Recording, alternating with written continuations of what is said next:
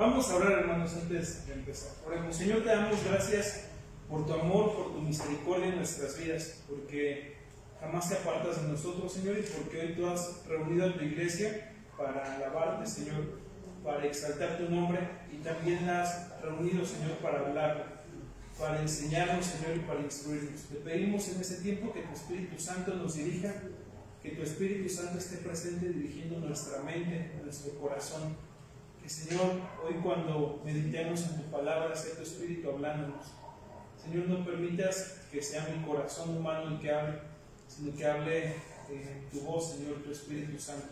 Que Él sea el que nos instruya en este tiempo y que salgamos confrontados y confortados de este lugar. No permitas, Padre, que sigamos igual. Tú cambias, Señor, nuestro corazón y dirígenos cada día a parecernos más a tu Hijo Jesús. Y en ese nombre te oramos a ti. Te alabamos, Señor. Amén. Amén. Tomen su lugar, hermanos, los que estamos aquí. No pierdan este pasaje que hemos estudiado. Y quisiera que pensaran un poco en qué es lo más aventurado o lo más loco que han hecho por amor. Piensen un poquito en eso. ¿Qué es lo peor o lo más descabellado que han hecho por amor? Hace algún tiempo hicieron esta encuesta en internet y había varias respuestas, ¿no? Había desde el que decía lo más loco que he hecho por amor es casarme, ¿no? ¿Había quien mencionaba eso? Hubo una persona que contó una historia muy interesante. Era de un niño que le costaba mucho trabajo aprender y era su maestra. Entonces dice que cuando cambia de año este niño tiene muchos problemas con el nuevo maestro, y lo que ella hacía era robarle el examen al nuevo maestro, pasar las respuestas y se las entregaba a su alumno, ¿no? Porque se le costaba mucho trabajo. Entonces yo por amor hacía trampa, ¿no? Robaba las respuestas y se las pasaba al otro niño. Eso hacía por amor. Y podemos dar un montón de explicaciones y un montón de ejemplos de qué es lo que hemos hecho por amor. Pero cuando vemos este pasaje, vemos el amor en sus últimas consecuencias. Dice el versículo 1 de Juan 13: antes de la fiesta de la Pascua, sabiendo Jesús que su hora había llegado para que pasase de este mundo al Padre, habiendo amado a los suyos que estaban en el mundo, los amó hasta el fin. Y cuando la Biblia habla acerca de este hasta el fin, no se refiere a que había llegado el fin de sus días, sino se refiere que los amó hasta la plenitud del amor. Los amó hasta lo más grande que podía existir del amor. Los amó en el máximo propósito del amor. Ya los había amado toda su vida y ahora en este punto los va a amar en lo máximo del amor. Lo que nosotros vamos a ver aquí, hermanos, es un amor total. El amor total de nuestro Señor Jesucristo. Hoy estudiaremos este pasaje y estudiamos en todo este contexto algo que la iglesia de hecho ha dejado de practicar. Hoy en día, el jueves de comunión, lo único que hacemos es tenemos la comunión, pero en pocas iglesias hoy se ha visto lavado de pies, ¿no? Es más, si ahorita les dijera a los hermanos, a ver, quítense los zapatos y vamos a lavarnos los pies, a algunos se les haría raro, otros dirían, no, mis calcetines están rojos, ¿no? Otros ni siquiera calcetines traigo. Pero una práctica que la iglesia tenía también en este tiempo, y es algo que hemos abandonado, y es una práctica que tiene su origen en el amor máximo. ¿Por qué? Porque el amor máximo, hermanos, tiene que ver con el servicio que el Señor Jesús dio a sus discípulos en este momento, y el servicio que nos va a enseñar algo en este tiempo. ¿Qué nos enseña este amor de servicio? ¿Qué nos enseña este amor que va hasta las últimas consecuencias? Bueno, hermanos, lo primero que nos enseña es que este amor que va hasta las últimas consecuencias surge de una identidad inquebrantable. Jesús, estando allá iniciando su ministerio, cuando va con Juan el Bautista, al momento de recibir el bautismo, si ustedes recuerdan esa porción de la Escritura, se escucha una voz del cielo que dice: este es mi Hijo amado, en quien tengo complacencia, Él escúchelo. Y a partir de ese momento la identidad de Jesús es completamente clara. Él sabe quién es. Y aquí en este pasaje que nosotros leemos, dice el versículo 3, sabiendo Jesús que el Padre le había dado todas las cosas en las manos y que había salido de Dios y a Dios iba, se levantó de la cena y se quitó su manto y tomando una toalla se la ciñó. Luego puso agua en un lebrillo y comenzó a lavar los pies de los discípulos y enjugarlos con la toalla que estaba ceñida. Jesús sabía específicamente quién era. A Jesús nadie le contaba quién era él sabía, y aquí dice la Escritura, sabiendo que el Padre le había dado todas las cosas en las manos. Jesús no se metía en conflictos de yo soy el dueño, yo soy el Señor, y a mí me obedecen porque lo soy. Él simple y sencillamente servía, sabiendo quién era. A Jesús no le quitaba nada amarrarse una toalla a la cintura y ponerse a los pies de los demás a servir, porque él sabía quién era. Es más, en el versículo número 13 hay una frase de Jesús que me encanta. Dice, ustedes me llaman maestro y Señor, y dicen bien porque lo soy, ¿no? Algunos podrían decir, ay Jesús, qué soberbio está diciendo eso. Pero Jesús sabía bien claro quién era él. A Jesús no le andaban con cosas. Oye, en la iglesia cuando nos toca servir decimos, sí, pero yo soy el anciano, ¿eh? Sí, pero yo soy el diácono de la iglesia. Pero yo soy el maestro de escuela dominical. Entonces, como soy maestro de escuela dominical, nada más doy clases. Como soy diácono, nada más me encargo de esto. Como soy anciano, solo hago esto. Y pensamos que un título nos da las cosas. Y cuando vemos el ejemplo del amor de Jesús, esta identidad inquebrantable, él decía, yo soy el maestro y el Señor, y les estoy lavando los pies. Es un ejemplo de servicio que pocas veces vemos en la iglesia. El Señor como maestro, como el gran Señor, el dueño de todo. Y esta palabra Señor es una palabra impresionante en el Nuevo Testamento, porque no significa cualquier Señor, es el dueño de todo. Es más, la palabra que ocupa aquí Jesús para referirse cuando dice que soy maestro y Señor, es la misma palabra que se ocupa para Dios mismo, el Señor, el dueño. Yo lo soy. Y dicen bien porque lo soy, y a pesar de eso estoy lavándoles los pies. Una identidad inquebrantable te lleva al servicio de amor. Cuando tenemos una identidad a medias, intentamos reforzarnos en un cargo, en un puesto, en algo que nos dicen los demás que somos. Intentamos vivir del aplauso de los demás. Pero aquí el Señor está diciendo, yo a pesar de lo que soy estoy sirviéndolos.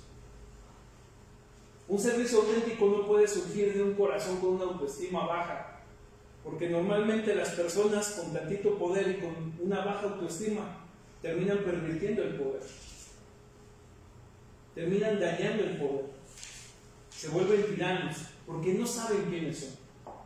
Alguien que sabe quién es, vive para servir, y es el ejemplo que vemos en nuestro Señor Jesucristo. Segunda cosa que aprendemos en cuanto a este amor total, este amor de servicio, es que este amor surge también de una autoridad incuestionable. Versículo 6. Entonces vino a Simón Pedro, y Pedro le dijo, Señor, ¿tú me lavas los pies? Respondió Jesús y le dijo, lo que yo hago tú no lo comprendes ahora, mas lo entenderás después. Pedro le dijo, no me lavarás los pies jamás. Jesús le respondió, si no te lavare, no tendrás parte conmigo. Le dijo Simón Pedro, Señor, no solo mis pies, sino también las manos y la cabeza. Jesús le dijo, el que está lavado no necesita sino lavarse los pies, pues está todo limpio, y ustedes limpios están, aunque no todos, ¿no? Y aquí hace una profecía acerca de la entrega, sabiendo que Judas lo iba a entregar. ¿Qué vemos aquí? Vemos la actitud de un discípulo que quiere hacer las cosas a su forma, y quiere que el Señor actúe a su forma y a su manera de entender las cosas. ¿Y qué vemos en Jesús? Vemos a un Jesús firme en lo que está haciendo, con una autoridad que nadie puede cuestionar. Te estoy sirviendo, pero es a mi forma, a la forma en la que el Señor está diciendo, no a la forma en la que el discípulo quiere. De hecho, hay muchas cosas de contexto aquí. Por ejemplo, ¿quién lavaba los pies en ese tiempo? Cuando alguien llegaba a un lugar, contrario a lo que pensamos, si bien las calles eran sucias, ¿no? En Jerusalén había mucho polvo, pero se procuraba tener limpio en general las calles, ¿no? Lo más que había era polvo. Hay quien de pronto ha dicho, imagínate, y había excremento, y había basura. No, En realidad solamente había polvo. Entonces cuando alguien llegaba a una casa, el dueño de la casa le ponía una tinita de agua y la persona sola se lavaba los pies, ¿no? ¿Por qué? Porque si recordamos, las mesas en ese tiempo no eran como las de hoy en día, ¿no? Es decir, no eran mesas altas donde uno se siente en la silla, sino eran mesitas de unos 30 centímetros en las que una persona se recostaba. De hecho, cada vez que nosotros leemos en la Biblia se sentó a la mesa, en el idioma original dice se recostó. ¿Por qué? Porque se acostaban para comer, esa era la costumbre del Medio Oriente. Entonces, como los pies estaban muy cerca de los alimentos, ya había que lavárselos. Esa era un poco de costumbre, pero cuando alguien tenía cierto dinero, cierta posición, tenía un esclavo, y el esclavo era el que lavaba los pies. Entonces, en la mente de alguien que no ha entendido bien su identidad, cuando ve a su maestro y a su señor tomando la posición de un esclavo, dice, no, a ver, espérate, aquí las cosas no están bien. Entonces, Jesús no está actuando como yo quiero que actúe. Jesús, ¿sabes qué? No, ¿cómo que tú me vas a lavar los pies a mí? ¿Cómo que tú vas a hacer eso? Es más, yo no voy a permitir, es lo que está diciendo aquí Pedro, que tú me laves los pies. Y Jesús dice una frase importante. Dice, si yo no te lavo los pies, no vas a tener parte conmigo. Y nosotros nos quedamos pensando, bueno, ¿qué significa eso? Entonces el agua era como una especie de bautismo, o el agua era para limpiarlo. O sea, ¿por qué? Porque además después Jesús dice, pero tú estás limpio, solo necesito limpiarte los pies, ¿no? O sea, ¿por qué entonces esto de que si no te limpio los pies? Habla de una sumisión. Si yo te estoy dando una orden, la cumples. Si yo te estoy diciendo que voy a hacer esto, es porque lo voy a hacer y no te estoy preguntando si quieres hacerlo o si quieres que lo haga o no lo haga. ¿Cuál es el problema que tenemos a veces como iglesia? Que queremos que Dios actúe de acuerdo a nuestro concepto de Dios. Y cuando Dios escapa de la caja en lo que le hemos metido, entonces ya no es Dios el que está actuando. Y le echamos la culpa a todo menos, o responsabilicemos a todos, menos que es la mano de Dios la que está obrando. Hoy en día, en medio de la pandemia, en medio de la enfermedad, podemos ver esto. Y cuando alguien cristiano se enferma, dice, pero ¿cómo Dios pudo permitir esto? Porque Dios no actúa así. Sí, Dios actúa así también. ¿Quiénes somos nosotros para cuestionar a Dios y decirle, tienes que actuar como yo te digo que actúes? Y aquí vemos el ejemplo. Pedro le está diciendo, Señor, yo quiero que actúes de acuerdo a mis conceptos mentales, porque rompes mi mente cuando haces lo que estás haciendo. ¿Saben? Una vida con Jesús, una vida de relación con Jesús, nos tenemos que acostumbrar a que constantemente esté rompiendo nuestra estructura mental. Porque a Dios no lo detienen 4 paredes, a Dios no lo detiene una cajita. Dios actúa como Él quiere, porque es el soberano. Y es lo que Jesús le está diciendo a Pedro. Pedro, si no te sujetas a mi autoridad, no tienes parte conmigo. Y es lo que Jesús está diciendo hoy a la iglesia. Si no nos sujetamos a su autoridad incuestionable, no tenemos parte con Él. Cuando queremos hacer las cosas a nuestra forma, ya estamos fallando. Por eso lo importante sería preguntarle al maestro, ¿qué quieres hacer? ¿Y qué quieres que yo haga? ¿Qué hemos visto hasta ahora? Vemos que este amor total proviene de una identidad inquebrantable. Hemos visto que este amor total proviene de una autoridad incuestionable. Y este amor total nos da un ejemplo indudable. Dice el versículo 15: porque ejemplo les he dado para que como yo os he hecho a ustedes, también hagan. De cierto les digo, el siervo no es mayor que su Señor, ni el enviado es mayor que el que le envió. Es decir, lo que está diciendo Jesús es, vean, yo ya les serví, y les serví para que esto les sea ejemplo a ustedes. ¿Cuál es el objetivo de esta enseñanza que Jesús está haciendo? La iglesia tiene que servir. La iglesia no fue hecha para ser servidos, sino para servir. Todos los que estamos aquí y los que están desde sus casas tienen que servir. Un cristiano que no sirve, no sirve. Un cristiano que no se presta para el servicio, no sirve. Todo cristiano tiene que formar parte del servicio. El servicio no es algo que hace el pastor, que hacen los ancianos, que hace el diácono, que hacen los hermanos de la música. El servicio es lo que hace toda la iglesia. Todos hemos sido llamados al servicio. Todos. Porque ese es el ejemplo que el Señor nos dio. Lávense los pies unos a otros, sean los esclavos del hermano. Porque eso es lavarse los pies, ser esclavo del hermano. ¿Qué amor puede ser más grande que aquel que da la vida por sus amigos? Y miren, vamos adelante en Juan capítulo 13, versículo 34. Dice esta porción de la Escritura: un mandamiento nuevo les doy, que se amen unos a otros como yo los he amado, que también se amen unos a otros. En esto conocerán todos que son mis discípulos, si tuvieran amor los unos con los otros. Ámense unos a otros. Ese es el mayor ejemplo que el Señor nos dio. ¿Y cómo nos amó el Señor? Hasta el fin, dice el versículo 1. Y ya dijimos que ese hasta el fin quiere decir en la plenitud del amor. Dio su vida por nosotros. ¿Cómo tienes que amar al hermano que tienes aquí al lado? Hasta la muerte. Oye, pero no me llevo tan bien con el hermano. Ámalo hasta la muerte. Y hasta la muerte significa a veces comerte tu orgullo y preguntarle al hermano cómo está. A veces significa hablarle a quien menos pensabas que ibas a hablar, orar por él y llevar las cargas de él. Ámense unos a otros. En esto van a conocer que son mis discípulos.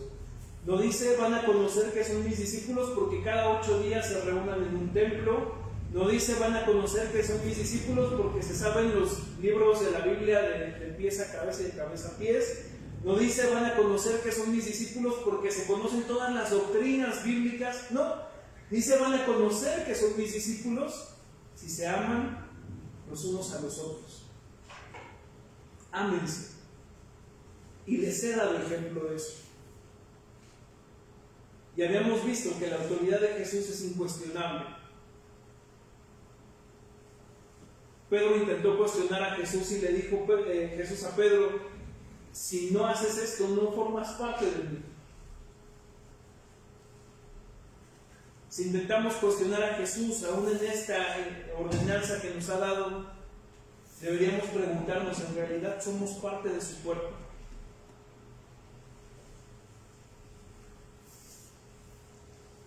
Este evangelio, hermanos, el evangelio de Juan, es el único que rescata esta narración del lavado de pies.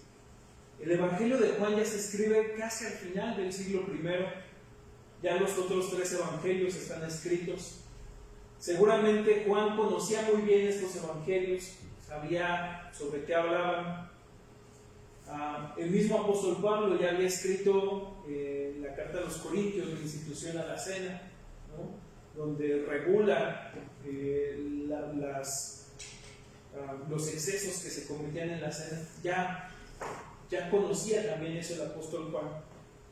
Y cuando escribe esta parte de este evangelio, Juan ya es un viejito y recuerda la historia que le impactó toda su vida. Una historia de amor. Porque además cuando Juan escribe al final de este libro, dice: y el discípulo al que Jesús amaba soy yo. Yo no sé si en realidad Juan era el discípulo más amado. Lo que sí sé es que Juan se sentía el más amado por Dios, el más amado por el Maestro. Y en medio de todo este pasaje, tal vez él pensaba: bueno, ya está escrito lo de la institución de la cena, ya la iglesia lo conoce, ya la iglesia lo practica. Pero tal vez la institución se habrá convertido en un ritual nada más de la iglesia. Y así lo podemos ver en lo que escribe el apóstol Pablo. Ya la gente solo se reunía y lo veía ya como un mero requisito, no le daban la importancia y el valor. Y Juan lo que está haciendo aquí es rescatando el servicio de ese día, de esa última cena que tuvo el Señor con ellos.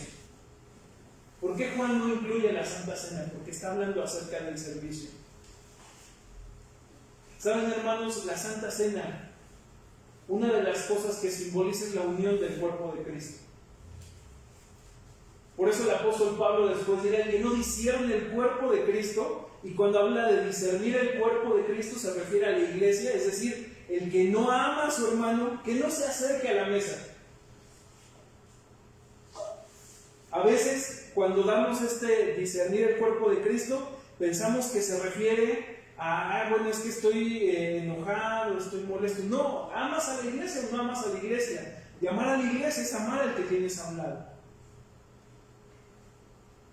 Amar a la iglesia es amar al que tienes en tu casa. A tu papá, que a veces puede resultar insoportable con sus regaños. A tu esposa, que a veces puede ser muy demandante. A tu esposo, que a veces parece ausente. A tus hijos, que son rebeldes. Ellos son la iglesia. ¿Qué tanto discernimos el cuerpo de Cristo hoy? El Señor nos enseñó servicio en este pasaje. Dice que nos amó hasta lo máximo, nos amó en su plenitud. Y eso nos enseñó un ejemplo a nosotros, de amarnos unos a otros en la plenitud.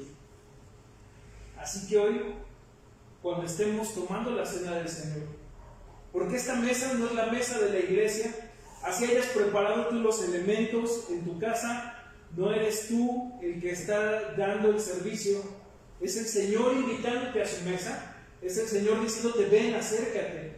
Cuando estemos acercándonos a la mesa, recordemos que somos un cuerpo en Cristo.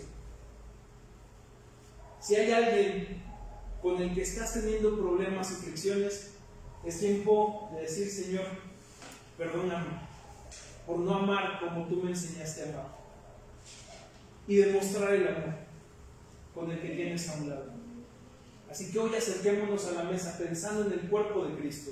Estamos distanciados por la pandemia, pero estamos unidos porque somos un solo cuerpo. Así que hoy el Señor nos está invitando a su mesa. Vengamos amándonos unos a otros. Que el Señor les bendiga. Amén.